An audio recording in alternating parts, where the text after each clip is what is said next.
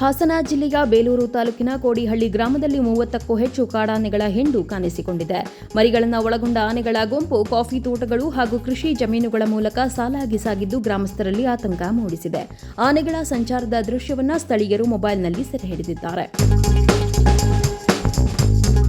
ವಿಶ್ವ ಛಾಯಾಗ್ರಹಣ ದಿನದ ಅಂಗವಾಗಿ ಬೆಂಗಳೂರಿನ ಫೋಟೋ ಜರ್ನಲಿಸ್ಟ್ ಅಸೋಸಿಯೇಷನ್ ಆಯೋಜಿಸಿದ್ದ ಫ್ರೋಜನ್ ಮೆಮೊರೀಸ್ ಛಾಯಾಚಿತ್ರ ಪ್ರದರ್ಶನಕ್ಕೆ ಕರ್ನಾಟಕ ಮುಖ್ಯಮಂತ್ರಿ ಡಿಕೆ ಶಿವಕುಮಾರ್ ಭೇಟಿ ನೀಡಿದರು.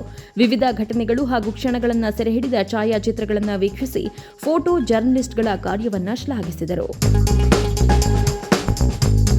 ಕೆಪಿಎಸ್ಸಿ ಪಶುವೈದ್ಯಾಧಿಕಾರಿ ಪರೀಕ್ಷಾ ಅಕ್ರಮ ಪ್ರಕರಣದಲ್ಲಿ ಬೆಂಗಳೂರಿನ ಐಎಎಸ್ ಅಧಿಕಾರಿ ಜ್ಞಾನೇಂದ್ರ ಕುಮಾರ್ ನಿವಾಸದ ಮೇಲೆ ಜಾರಿ ನಿರ್ದೇಶನಾಲಯ ಶೋಧ ನಡೆಸಿದೆ.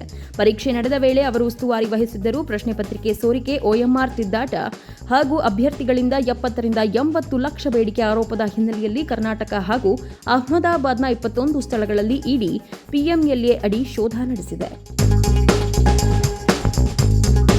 ಕೃಷ್ಣಾ ನದಿಯ ಆಲಮಟ್ಟಿ ಜಲಾಶಯದಲ್ಲಿ ಆಗಸ್ಟ್ 24ರ ಬೆಳಗ್ಗೆ 8 ಗಂಟೆಗೆ 28,028 ಕ್ಯೂಸೆಕ್ ಒಳಹರಿವು ದಾಖಲಾಗಿದೆ. 22,160 ಕ್ಯೂಸೆಕ್ ನೀರು ಹೊರಬಿಡಲಾಗುತ್ತಿದೆ. ಜಲಾಶಯದಲ್ಲಿ 121.262 ಟಿಎಂಸಿ ನೀರು ಸಂಗ್ರಹವಿದ್ದು ಗರಿಷ್ಠ 123.081 ಟಿಎಂಸಿ ಸಾಮರ್ಥ್ಯ ಹೊಂದಿದೆ. ನೀರಿನ ಮಟ್ಟ 519.50 ಮೀಟರ್ ಇದೆ.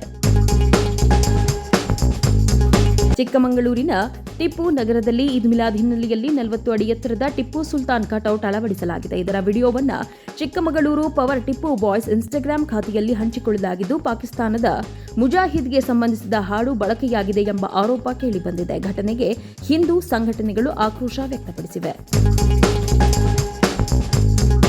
ವಿಜಯನಗರಂನಲ್ಲಿ ಪ್ರಕರಣದ ತನಿಖೆಗಾಗಿ ಕೊಂಡಾಕರಂ ಬೆಟ್ಟದತ್ತ ತೆರಳುತ್ತಿದ್ದ ಗ್ರಾಮೀಣ ಠಾಣೆ ಪೊಲೀಸರ ಬೊಲೆರೋ ವಾಹನ ಬ್ರೇಕ್ ಫೇಲ್ನಿಂದ ಪಲ್ಟಿಯಾಗಿದೆ. ಗಜಲುರೇಗ ಬೆಟ್ಟದ ಬಳಿ ನಡೆದ ಅಪಘಾತದಲ್ಲಿ ಎಸ್ಐ ಅಶೋಕ್ ಸೇರಿದಂತೆ ಹಲವು ಪೊಲೀಸ್ ಸಿಬ್ಬಂದಿ ಗಾಯಗೊಂಡಿದ್ದಾರೆ. ಗಾಯಾಳುಗಳನ್ನು ಚಿಕಿತ್ಸೆಗಾಗಿ ಆಸ್ಪತ್ರೆಗೆ ದಾಖಲಿಸಲಾಗಿದ್ದು, ಘಟನೆ ಕುರಿತು ಪೊಲೀಸರು ಮಾಹಿತಿ ಸಂಗ್ರಹಿಸುತ್ತಿದ್ದಾರೆ.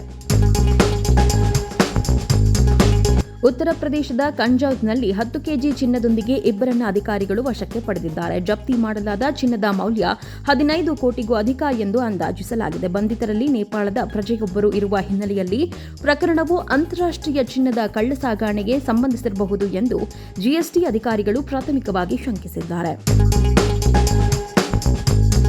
ಹರಿಯಾಣದ ಜಿಂದ್ನಲ್ಲಿ ಈರುಳ್ಳಿ ಬೆಲೆ ಕೆಜಿಗೆ 50ಕ್ಕೆ ಏರಿಕೆಯಾಗಿದೆ. ಕಳೆದ 4-5 ವರ್ಷಗಳಲ್ಲಿ ಇದೇ ಮೊದಲ ಬಾರಿಗೆ ಇಷ್ಟೊಂದು ತೀವ್ರ ಬೆಲೆ ಏರಿಕೆ ಕಂಡುಬಂದಿದೆ ಎಂದು ಗ್ರಾಹಕರು ಹೇಳಿದ್ದಾರೆ.